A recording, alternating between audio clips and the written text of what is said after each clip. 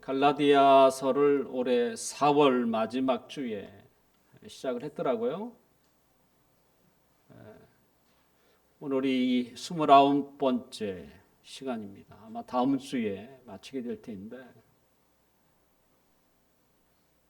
바울이 왜 갈라디아서라고 하는 이 편지를 쓰게 되었는가? 사실은 갈라디아 지역입니다.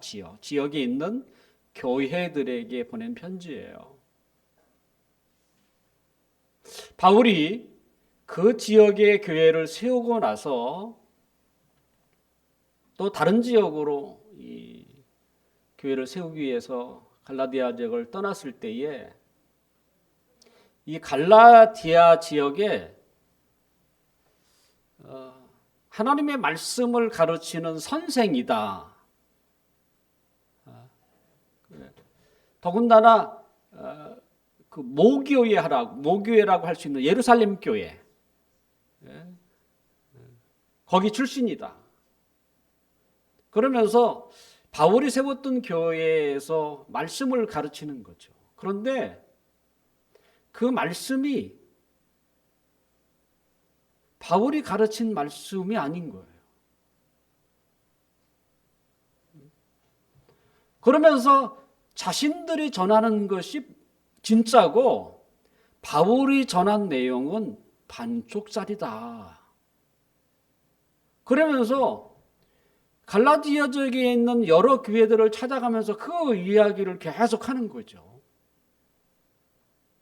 그래서 그 가운데 좀 이상한 것 같다. 우리 절쯤에 바울 선생님이 그렇게 가르치는 게 아닌데, 그렇게 생각했던 어떤 사람이 바울에게 이 소식을 알린 거죠. 그래서 바울은 그 말을 듣는 순간 이건 교회에 정말 중요한 일이다. 그래서 지금 갈 수 없는 상황이기에 편지를 대신해서 써서 그들로 하여금, 교회로 하여금 이 편지를 읽게 하고, 그리고 무엇이 중요하고 분명한 것인지를 그들에게 알린 것이 바로 이 갈라디아서 편지입니다. 이제 우리가 이제 1장에서부터 6장까지 지금까지 달려왔습니다. 갈래 안 갈래? 그래서 잘 갔죠. 그래서 이제 바울은 이제 갈라디아서를 이제 마치려고 합니다. 그래서 오늘 본문 11절은 이렇게 소개되어 있어요. 우리 함께 읽어볼까요? 내 손으로 너희에게 이렇게 큰 글자로 쓴 것을 보라. 갑자기 바울은 이 편지 내용을 쓰면서 이 지금 방금 우리가 읽었던 구절에 대해서는 좀 큰 글자로 쓴 거예요. 왜 갑자기 크게 썼을까요? 그것은 바울이 뭔가 이들에게 강조를 하고 싶은, 우리가 무엇인가 강조할 때는 조금 이렇게 짙은 색을 쓰잖아요. 그런 것처럼 뭔가 좀 바울은 강조를 하고 싶은, 그리고 이제 편지를 마무리하면서 저들이, 그 거짓 선생들이 가르치는 내용의 그 핵심을 오늘 본문에서는 좀 알려주고 있습니다. 복음이 이 땅에 전파된 이후에 2000년 동안 교회는 언제나 이 거짓 가르침이 늘 있어 왔어요. 교회 안에 사도들이 가르친, 예수님과 사도들을 통해서 전해려왔던 이 복음이 순수하고 온전하게 계속적으로 이렇게 이어진 게 아니라, 이어지는 과정에서, 이 역사 속에서 끊임없이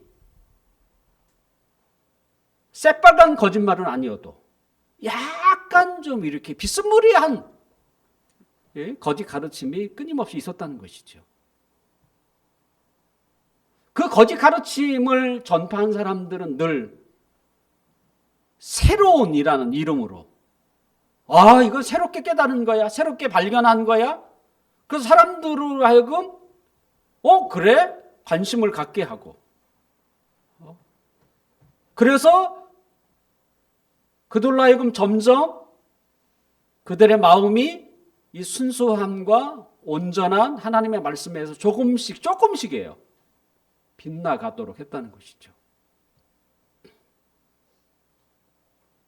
근데 일반적으로 교회가 우리가 힘을 뭉쳐서 대적합시다 라고 하는 것은 뭐냐면 밖에 있는 이단이에요. 뭐 신천지가 됐든 여호와 지신이 됐든 또 하나님의 교회가 됐든 이단이라고요. 그런데 정작 교회를 서서히 무너뜨리는 게 어디 있었냐면 교회 내부에 있었던 거예요. 설마 사람들은 이렇게 방심했던 거예요. 그러는 사이에 마귀가 사단이 교회 안으로 고도의 전략을 가지고 교회 안에 있는 하나님의 말씀을 조금씩 이렇게 희석시키는 일이 일어나게 된 것이죠. 갈라디아 지역에 있는 교회도 똑같았던 거예요.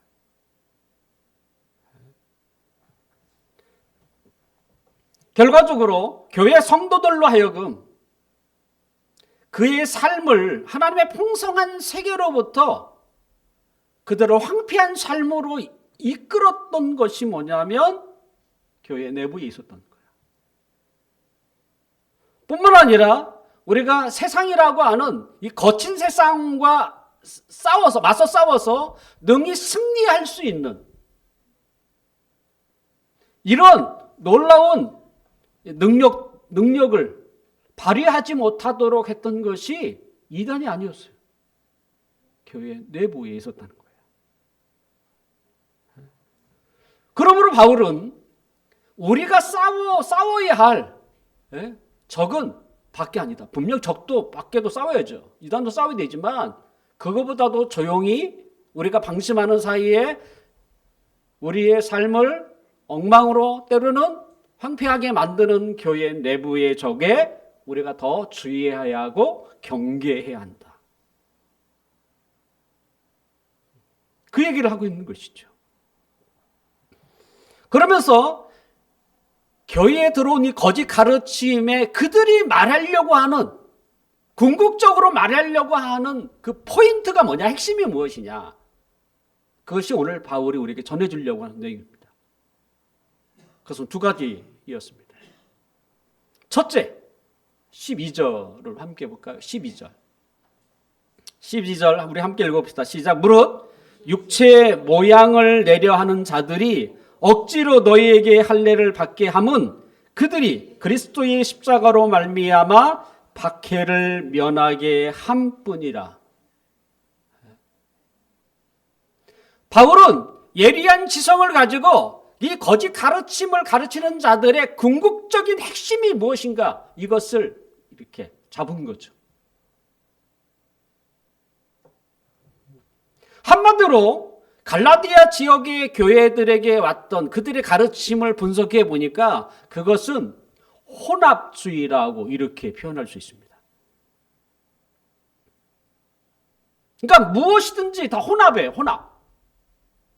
쉽게 하면 짬뽕이죠. 이것도 저것도 아닌 맛. 짬뽕. 저도 짬뽕을 좋아합니다만,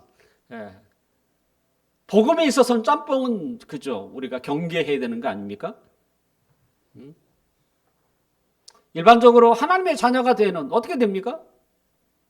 그것은 예수 그리스도, 하나님의 아들 되신 예수 그리스도를 믿음으로 죄사함을 받고, 그분이 이제부터 나를 구원해 줄 분, 내가 의지할 분이다라고 하는 것을 우리가 그죠, 믿는 거죠. 이렇게 되면 우리가 하나님의 자녀가 되는 것이죠. 그런데 이 거짓 가르침을 선생들이 주장했던 건 뭐냐면 예수님도 믿어야 한다. 그걸 부인하는 게 아니에요. 믿어야 한다. 근데 거기에 하나 더 붙여야 한다는 거예요. 분명 예수님을 믿는 게 가장 중요해. 예? 그렇지만 조금 부족한 부분이 있어. 그것을 그들은 뭐라고 했냐면 할례라고 했어요.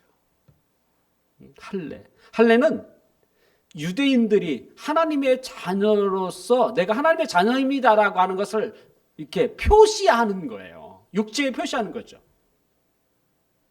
그게 할례입니다.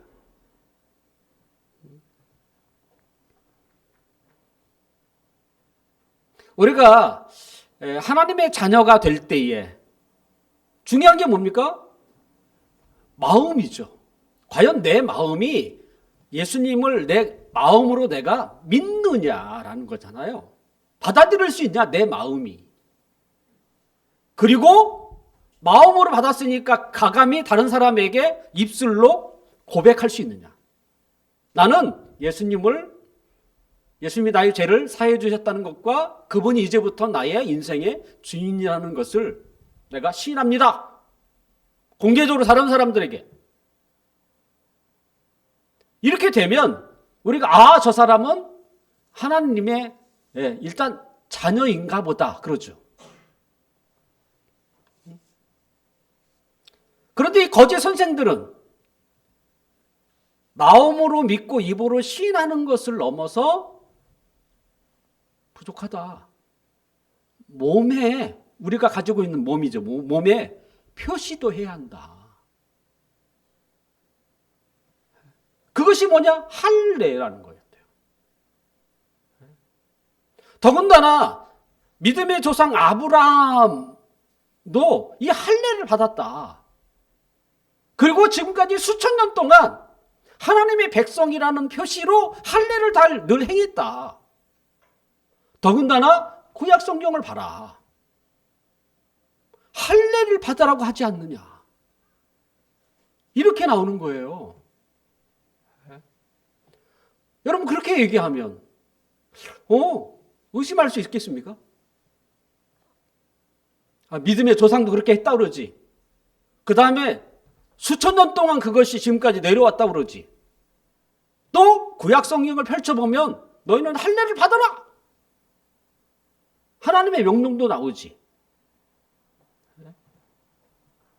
그러면 그렇죠.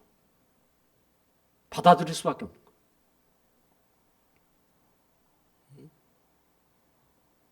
근데 바울은 왜 저들이 그렇게 할례를 강조할까? 도대체 나름대로 어떤 목적이 있을 텐데 그 목적이 무엇일까? 방금 우리가 보았던 이 12절은 뭐라고 되어 있어요? 그들의 목적이 뭐예요? 박해를 면하게 하기 위함이라고 합니다. 그들의 목적이 할례를 그렇게 강조했던 우리의 육체에도 하나님의 자녀라고 하는 표시가 있어야 되는데 그 할례를 받아야 된다. 그래야 하나님의 자녀가 된다. 이걸 그렇게 강조했던 이유는 뭐냐면 박해, 십자가로 말미암아 박해를 벗어나기 위한 것이라고 얘기합니다.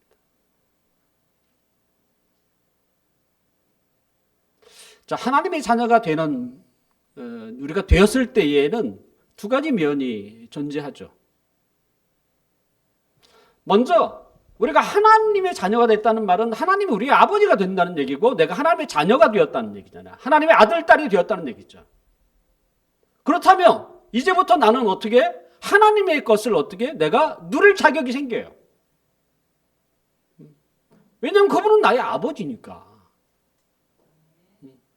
그래서 내가 부족하다고 느낄 때마다 하나님께 구해야죠. 자녀가 아버지에게 구하는 것처럼. 마음이 불안하다면 그것도 구해하셔야죠. 노래방 가지 마시고 하나님께 구해야죠.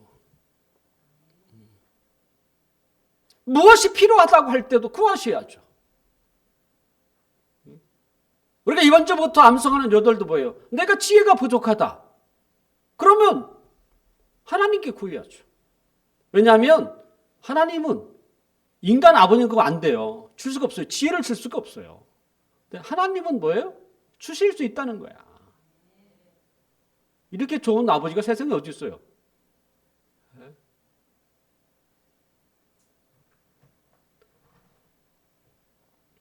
그 다음에 또 다른 면이 존재해요. 뭐 여기까지는 얼마나 좋겠습니까? 세상에 줄 수 없는 것을 우리가 누릴 수 있다는 거. 그 누리는 것을 죄책감 느낌 생각하면 안 돼요. 얼마나 더 많이 풍성하게 누리느냐. 이것은 이제 믿음의 척도라고 생각할 수 있죠. 그러니까 누리세요. 부담스러워하지 마세요. 그건 당연한 것입니다. 그런데 또 다른 면은 뭐예요? 내가 하나님의 자녀이기에 하나님의 자녀답게 살아가는 것이 있다는 거예요. 이게 또 다른 면이에요. 자, 하나님의 자녀로 살아간다는 말을 성경은 뭐라고 표현하냐면 자기를 부인하는 것이라고 해요. 자기를 부인하는 것.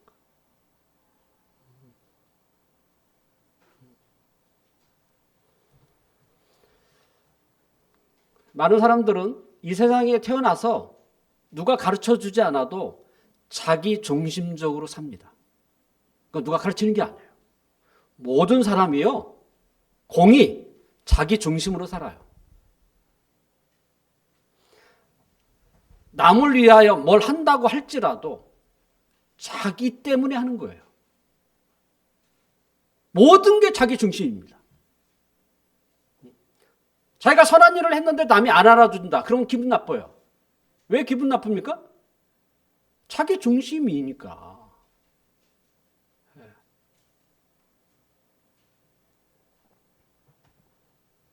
하나님의 자녀는 뭡니까? 자기 중심적인 이 삶에서 벗어나는 거예요.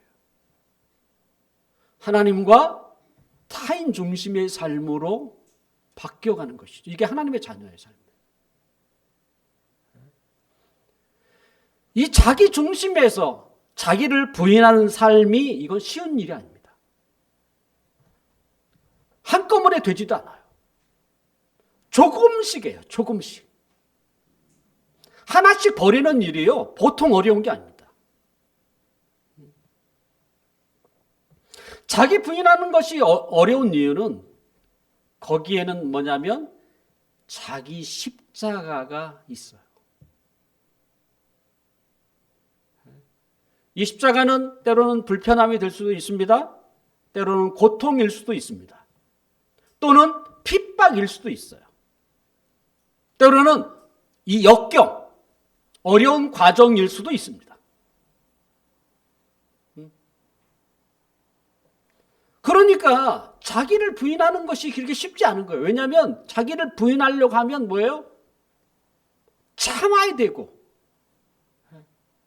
고통을 감내해야 하고 어려운 과정을 헤쳐나가야 하는 일이거든요. 그러니까 이게 쉽지 않은 거예요. 흔히 이 십자가를 짐이라고 생각하는 사람도 있습니다. 근데 십자가는 짐이 아니에요. 짐은 어떻게 합니까? 무거운 짐은 서로 나눠지는 것이죠. 성경은 얘기하잖아요. 갈라디아서. 서로 나눠지라 짐. 하지만 십자가는 나눠지는 게 아니에요. 자기가 짊어지고 가야 하는 일입니다. 죄수가 십자가형을 받으면 이제 골고다라는 그 언덕 올라가야 합니다. 그러면 그 나무 십자가, 그 무거운 나무 십자가는 누가 들고 가는지 아십니까? 자기가 짊어지고 가는 것입니다. 자기가 짊어지고 가서 그 나무에 자기가 박히는 거예요. 십자가는 자기가 짊어지는 거예요. 짐은 뭐예요? 짐은 나누는 것입니다. 그러니까 우리가 인생을 살다 보면 인생이라고 하는 것이 하나의 우리에게 짐으로 다가와요. 짐. 자식을 낳았어요. 낳을 때는 얼마나 좋습니까? 그런데 어느 순간 그 자식이 뭐가 돼요? 이제 짐이 되는 거예요. 양육하는 것도 짐이고 결혼을 해도 짐이고, 뭐라도 보태줘야 되니까 짐이, 다 짐인 거야. 이거 십자가가 아니에요. 이건 이 세상의 모든 사람들이 가지고 있는 거예요.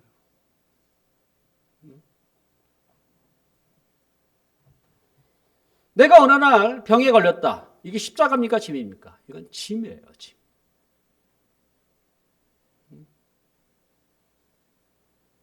그 병은 자기가 짊어지고 가야 되는 거예요.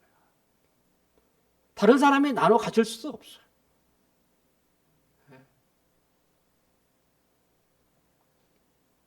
단지 옆에서 이제 도울 수는 있겠죠. 십자가는 어쩔 수 없이 짊어지는 게 아니고요. 스스로 선택해서 짊어지고 가는 것입니다. 그러니까 자기 부인은 선택이에요.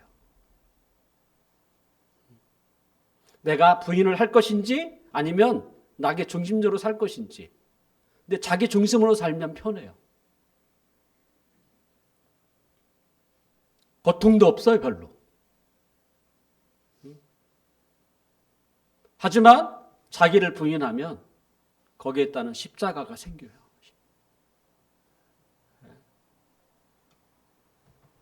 바울은 가는 곳마다 핍박을 받았습니다. 그를 핍박했던 사람은 이방 사람이 아니었습니다. 유대인이었습니다. 그런데 왜 유대인이 바울을 핍박했을까요?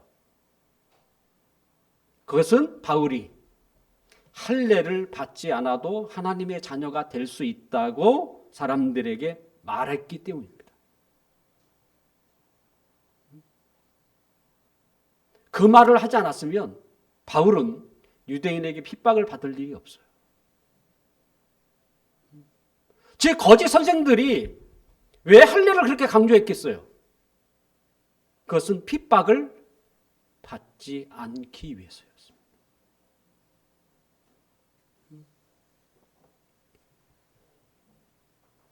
우리가 예수님을 믿어서 하나님의 자녀가 되는 것은 이건 정말 행복한 일입니다. 이것처럼 세상에 수지 맞는 일도 없어요, 사실은. 그렇게 안전할 수밖에, 안전하고요. 그리고 세상 사람이 이해할 수 없는 거예요.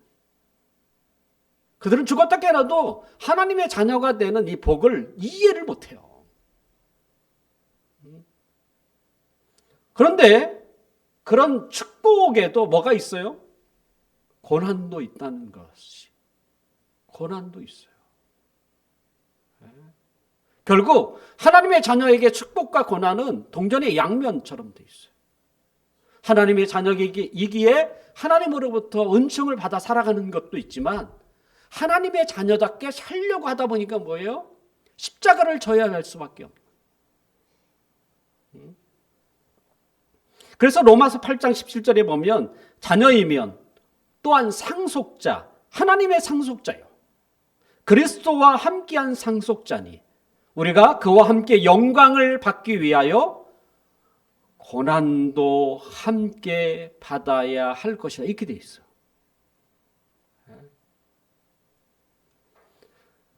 이 세상에도요, 거저받는 영광은 없습니다. 이 세상도 똑같아요. 그냥 성공한 사람이 있습니까? 거의 없어요. 다 시작할 때 많은 시련이 있었고 어려운 일을 다 극복하고 나서 나중에 밝은 햇빛이 띈 거야. 그것도 운이 좋게. 어떤 사람은 말 그대로 끝까지 고난의 연속인 사람도 있습니다. 근데 누구 하나 성공한 사람들은요, 그냥 낙하산으로 되는 경우가 거의 없어요. 그들이 제일 처음에 어떤 많은 어려움들을 겪었는지, 그 어려움이 있었기에 그들을 어떻게 해요? 그들은 성공의 자리에 오른 거예요. 세상에서도. 하물며 하늘의 영광이라고 하는 이 엄청난 명예와 하나님의 은총을 얻는 일에도 은총만 있는 게 아니라는 거예요. 거기에는 고난도 있다는 것이죠. 신자로 살아가는 일에는 고난은 선택이 아닌 필수입니다. 내가 하나님의 자녀라고 하는 중요한 표시가 뭐냐면 고난. 그렇다고 해서 고난을 두려워하지 마십시오. 왜냐하면 하나님은 고난 중에서도 우리에게 이길 힘을 주시는 분이시기 때문에. 그러니까 두려워할 것은 없어요. 왜냐하면 하나님이 있잖아요. 여러분은 하나님의 자녀인가요? 자녀이시라면 하나님의 은총을 누리는 것을 인색하지 마십시오. 최대한 누리려고 하세요. 무엇이 됐든 하나님은 무엇이든지 다 공급할 수 있는 분이세요. 뿐만 아니라 하나님의 자녀라면 하나님의 자녀답게 살아야 하는 책임도 있습니다. 하나님의 자녀답게 살아가는 것은 자기 십자가를 지는 일입니다. 십자가입니다. 다른 사람이 대신 질 수 없는 십자가. 하지만 그 십자가도 하나님이 주신 힘으로 지면 능히 우리가 지고 갈 수 있습니다.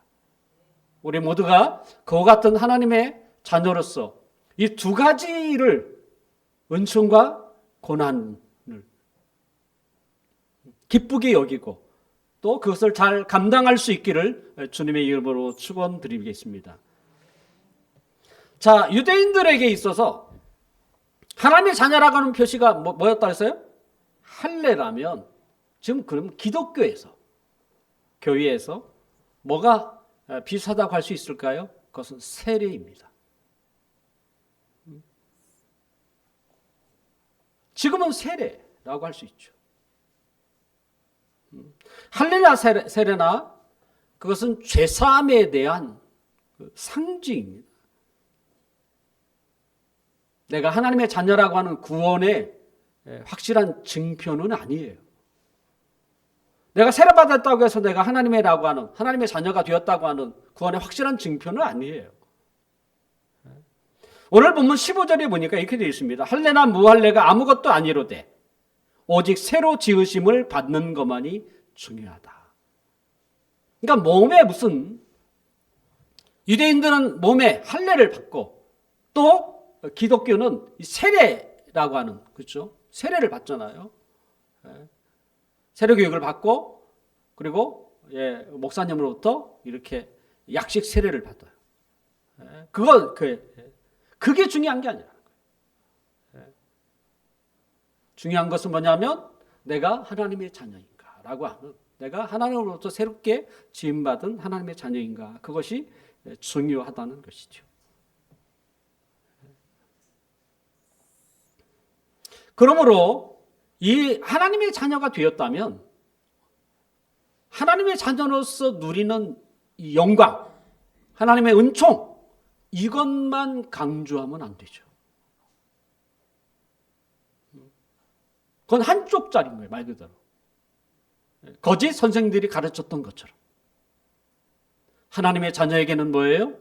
고난도 있습니다. 이것이 바른 가르침이고 균형 있는 가르침이라고 말할 수 있죠. 자, 두 번째. 바울은 그 거짓 선생들이 말하고 하는 그 핵심을 또 찾아냈습니다. 그것이 본문 13절입니다. 본문 13절. 13절 함께 읽어볼까요? 시작. 할례를 받은 그들이라도 스스로 율법은 지키지 아니하고 너희에게 할례를 받게 하려 하는 것은 그들이 너희의 육체로 자랑하려 함이라. 자, 거짓 선생들이 교회를 찾아다니면서 할례를 받아야 한다 그렇게 강조했던 또 다른 목적이 있는데 그것은 뭐예요? 자랑입니다. 자랑. 자랑거리를 삼으려고. 나는 하나님의 자녀야. 봐, 이거 봐봐.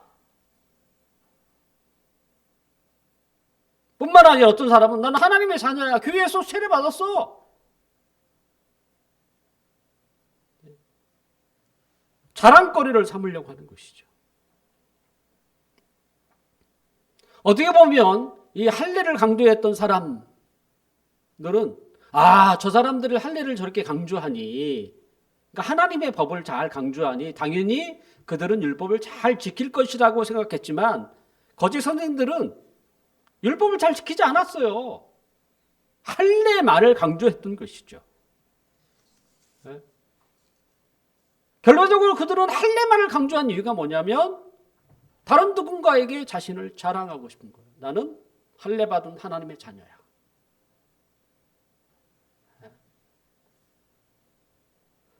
세상은 고난 없는 영광을 얻기를 원하죠. 고생 안 하고 성공하기를 원하고, 또한 그들은 자랑하는 것을 낙으로 삼습니다. 결국 거짓 선생들이 말하는 것은 세상의 가르침과 크게 다르지 않은 거예요. 고난은 숨기고 영광만 막 부추기고 뿐만 아니라 자랑거리. 어떻게 하면 무엇을 자랑할 것인가? 한마디로 세상의 것을 대변하는 자라고 말할 수 있죠. 우리에게 좋은 일이 생기면 세상은 뭐 합니까? 한턱을 쏘라고 하죠. 또 기분 좋게 한턱을 쏩니다. 평상시에는 그렇게 인색했던 사람도 이제 수능 점수가 곧 나오지 않겠습니까? 그래서 좋은 대학에 들어간다. 그러면 한턱 쏘는 거죠.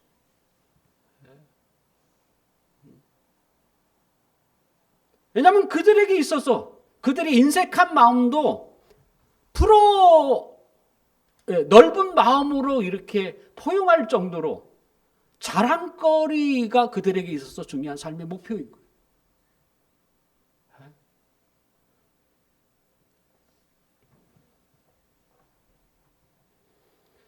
사람들이 만나서 무슨 말을 하면서 시간을 보낼까요?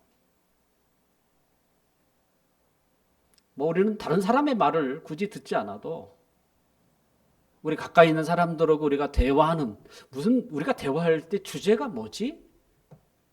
여러분 한번 스스로 한번 생각을 해보세요. 친구를 만났든 아니면 누구를 지인을 만나서 서로 얘기하고 나서 오늘 대화, 무슨 대화를 나눴지? 그 대화의 주제가 뭘까? 혹시 친구야, 지금까지 우리가 나름대로 이 세상에서 적지 않게 나이를 먹고 살았는데 과연 우리가 살았던 지금까지의 삶이 제대로 산 삶일까?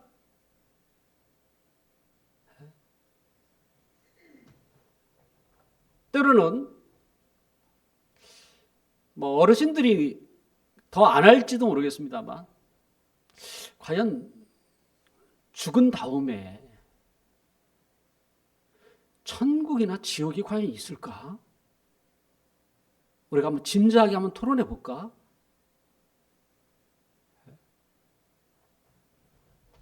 또는 막 한참 자라고 있는 우리 자녀들을 우리가 부모로서 교육을 하고 있는데 내가 제대로 진짜 이 아이를 위한 바른 교육을 지금 하고 있을까? 또 우리가 살고 있는 이 사회가 과연 건강한 사회로 지금 흘러가고 있는가? 여러분, 이런 질문들을 가지고 시간을 보낸 적이 있습니까?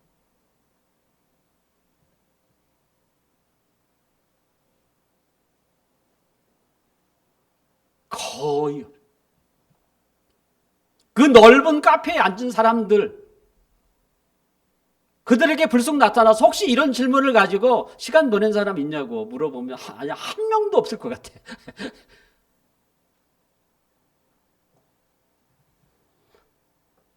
따뜻한 커피를 음미하면서 그들이 나눈 대화를 제가 생각해 보니까 크게 두 가지예요. 하나는 남을 비판하는 것이. 아, 쟤는 왜 그래? 예? 걔는 꼭 그렇더라. 에서부터. 예. 또 한 가지는 뭡니까? 자기 자랑거리. 자랑거리. 그래서 자랑거리가 있는 사람은 뭐예요? 과감하게 그가 나서서 커피값을 냅니다. 근데 서로 남만 비판하였다면 더치페이 하는 거죠. 각자 달라지는 거예요, 사실은. 그럼 남자들은 여자분들도 궁금하지 않습니까? 남자분들은 무슨 얘기할까? 뭐 뻔해요. 정치, 군대 생활, 뭐 축구 이야기. 왜 그런 얘기를 할까요? 똑같아요. 누가 더 많이 알고 있느냐라고 하는 지식 자랑입니다. 그러니까 자랑인 거야. 결국 만나서 이야기하는 대부분의 대화의 주제가요, 남 비판하는 거, 자랑, 이거밖에 거의 없습니다. 그것 때문에 비싼 커피를 지불하면서 카페에 앉아서 시간을 보내는 것입니다.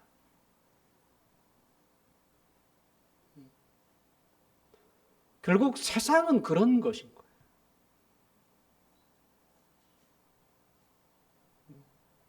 어떻게 하면 나를 자랑할 것인가?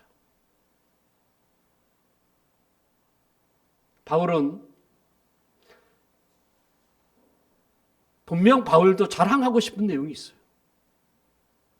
근데 그 자랑이 뭘까? 그는 14절에서 이렇게 얘기해요. 14절. 14절 함께 읽어볼까요?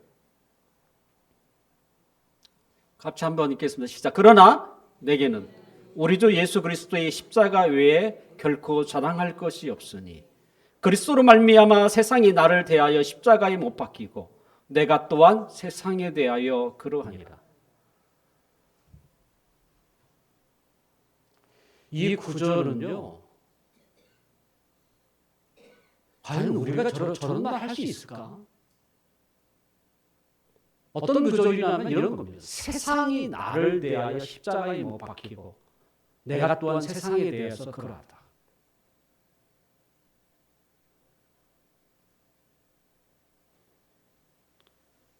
그가 자랑하고 싶은 것은 예수 그리스도께서 지신 십자가. 사람의 눈에 십자가는 수치예요. 고통이에요. 그리고 실패입니다. 하지만 바울에게 있어서 십자가는 구원이고 은혜예요. 그리고 생명이었어요.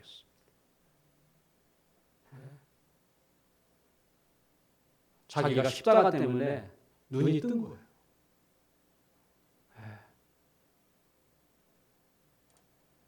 바울도 권세와 자랑에 사로잡혔던 사람. 그건 크게 다르지 않습니다. 하지만 그가 십자가를 이해하고 십자가를 그가 받아들였을 때에 비로소 그는 십자가를 통해서 자유를 얻게 됐고 비로소 그는 십자가를 통해서 인생의 생명이 무엇인지를 알게 된 거야.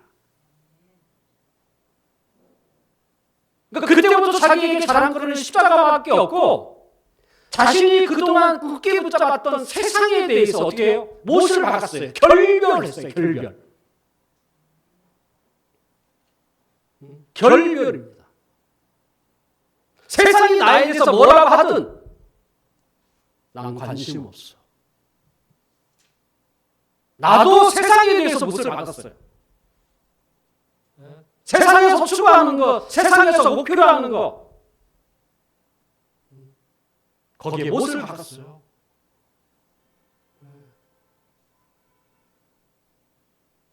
이게 쉬운 일이에요.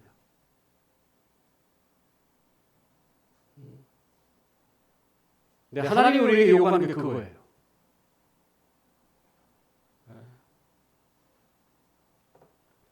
세상이 나를 대하여 나 또한 세상에 대해서 못을 막는 것이죠.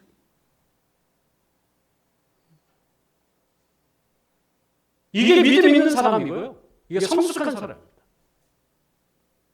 그런 무엇보다도 저는 지혜로운 사람이라고 얘기하고 싶어요. 이미 세상을 아는 사람인 거예요.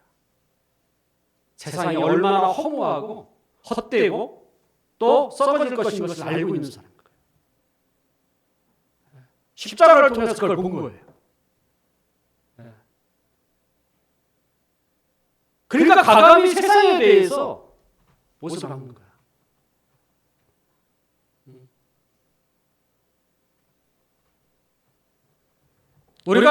우리뿐만 아니라 우리 자라나는 세대에게도 우리가 이걸 요구하셔야 되는 거예요. 세상은 추구하고 공부하라고 그러잖아요. 우리까지 그러면 어떻게 돼요? 저는 그게 아니라고 생각해요.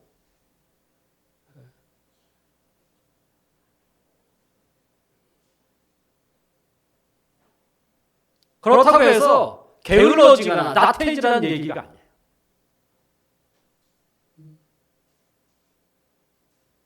하나님 안에 있으라는 거죠. 그러면 헛되게 살지 않는다는 얘기잖아요.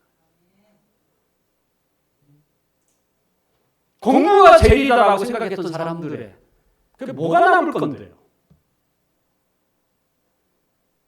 나이 많은 사람 알잖아요. 나중에 보니까 별거 없는 거죠. 다 우리 육체는 소비돼서 다 늙어가는 것이고 아무리 많은 것을 가지고 있는데 그걸 뭐 가지고 갑니까? 갈 때는 빈손으로 가는 거잖아요. 그와 같은 인생을 안다면 살아가는 삶의 방향이나 목적을 이미 바꾸셔야죠. 그걸 하나님은 성경으로 그렇게 얘기해 주는 거잖아요. 세상이 나를 대하여 내가 세상에 대해서 못을 막는 이야기죠. 아직도 그와 같은 것을 꿈꾸고 있다면 버려야 합니다. 결코 지혜로운 게 아닙니다. 사실 우리는 예수님을 처음 믿고 나서 그때를 기억할 필요가 있어요. 그때 어떤 마음을 여러분들이 우리 모두 가졌는지 아십니까? 이제부터 주만 바라보고 살겠습니다. 이제부터 오직 주님의 영광만을 위하여 살겠습니다. 이 고백 안 하는 사람이 어디 있습니까? 다 그 고백했어요. 그리고 과감히 뭐예요? 십자가의 못을 박았죠. 이렇게 살겠습니다. 이렇게 하겠습니다. 근데 시간이 가면서 살금살금 그 못을 빼내기 시작하는 거예요. 우리가 굳게 박았던 그 못을 빼내기 시작하는 거예요.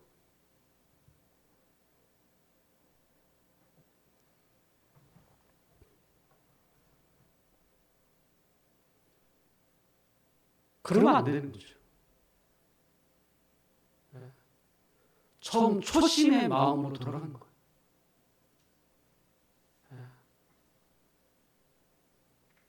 그게 우리의 진정한 마음이었고 하나님을 향한 우리의 진심이었잖아요. 굳게 박았던 그 못을 빼내는 그 일은 하지 말아야죠.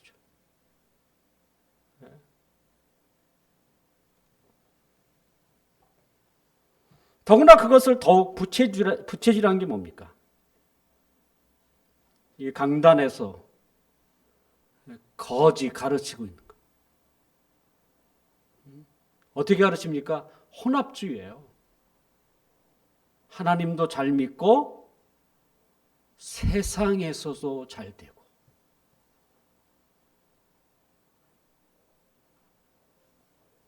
우리 모두가 꿈꾸는 것이 이것이라면 저는 잘못됐다고 생각합니다.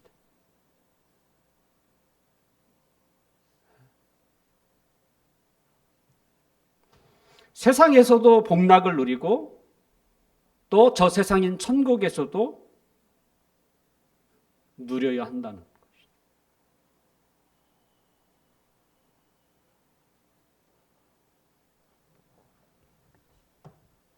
하나님의 백성이라고 하는 신자들이 함께 모여서 이야기하는 그 대화의 주제가 제가 서두에 아까 얘기했던 것처럼 세상의 대화의 주제와 똑같다면 저는 그것이 비극이라고 생각이 돼요. 남을 비판하고 자기 자랑거리 쏟아내는 자리라면 그러면 세상과 교회에 뭐가 달라진 게 하나도 없는 거예요.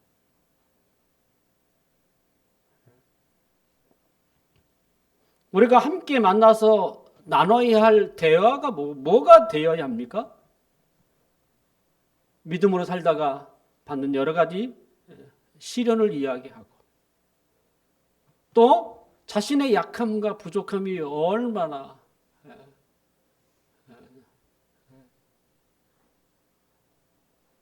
처절한지를 함께 나누고 주위의 잃어버린 영혼을 위한 안타까운 마음들을 서로 이야기하고 하나님의 말씀을 듣고 순종하려고 하는 그 몸부림 또 그 속에서 하나님이 주셨던 은혜를 나누는 자리 이것이 우리의 대화의 주제가 되어야 하지 않을까요? 하나님과 세상을 겸하여 섬길 수 없습니다. 하나님을 사랑하거나 세상을 미워하든지 아니면 세상을 가까이 하거나 하나님을 멀리 하거든. 둘 중에 하나입니다. 하나님은 야고보서 1장에 보니까 두 마음을 품고 살아가는 자를 좋아하지 않았어요. 왜? 정함이 없어요. 우리는 좋아해요? 사람도 그런 사람 싫어해요. 그런데 우리의 생활은 그렇게 살려고 해요. 하나님도 좋고 세상도 좋고 나도 싫고 하나님도 싫어하는 것을 왜 우리는 그렇게 살려고 하는지 모르겠어요. 하나님은 두 마음을 품고 기도하는 자의 기도를 듣지 않으십니다. 설령 어리석은 기도 하나님이 들으세요. 정직한 기도 들으세요. 때로는 우리 이익을 위한 기도도 하나님이 들으세요.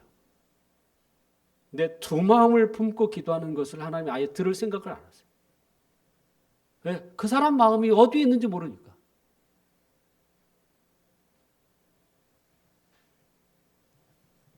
이제 말씀을 마치려고 합니다.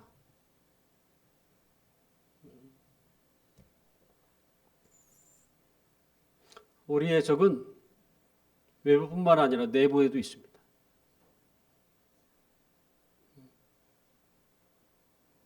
어쩌면 하나님의 백성들을 더 바른 길에서 그릇된 길로 인도하는 것은 전 내부에 있다고 생각합니다.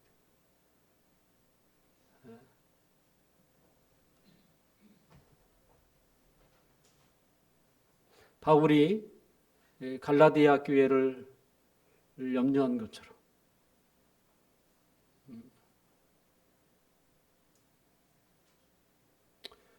우리 교회도 저는 예우가 될 수는 없다고 생각이 돼요.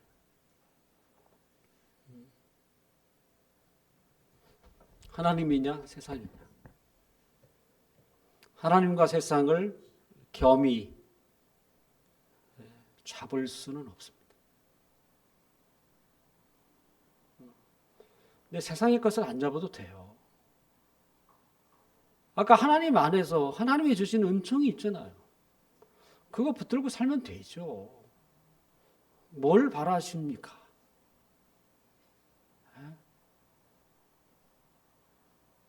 하나님이 주시는 은총이 뭐겠어요? 마음의 평강이잖아요.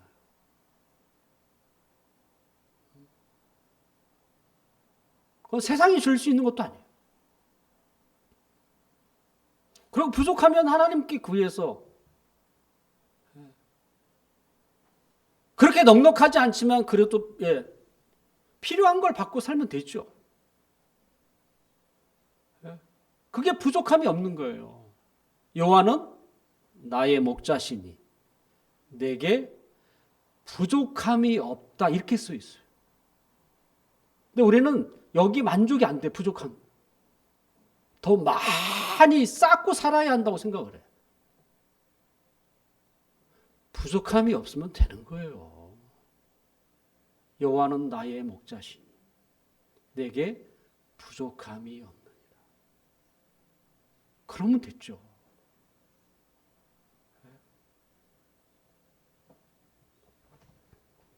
세상의 것이 아닌 주님을 여러분의 자랑거리로 삼으시길 바랍니다.